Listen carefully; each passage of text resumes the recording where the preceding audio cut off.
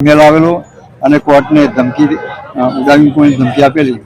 આવી ઘટનાઓ વલસાડ, બરોડા, હાઈકોર્ટ, ઘણી કોર્ટોમાં આવી ધમકીઓ મળતી હોય છે. આવી ધમકીઓના કારણે સ્કૂલ કોલેજોમાં પણ આવી ધમકી મળતી હોય છે. આવી ધમકીઓના કારણે જે કોલેજો, સ્કૂલો, કોર્ટો બંધ રહેતી હોય છે. તેના કારણે સરકારને ખૂબ જ ભારણ થાય છે, ખૂબ જ નુકસાન થાય છે.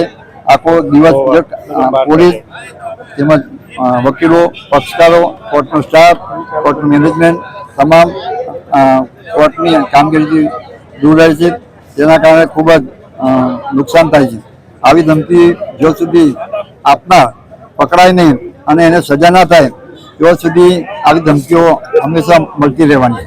તો આવી ધમકીઓ આપનાર એ ઈમેલ કરનારને પકડવા માટે આપણા ગુજરાતના ગૃહમંત્રી હર્ષભાઈ સંઘવી અને ભારતના ગૃહમંત્રી અમિતભાઈ શાહ સાહેબ આજે રોજ ગાંધીનગરમાં આવતા હોય અને આવી ઘટનાઓ બનતી હોય તે આપણા ગુજરાત અને ભારત માટે પણ ખૂબ જ નિંદનીય બાબત છે.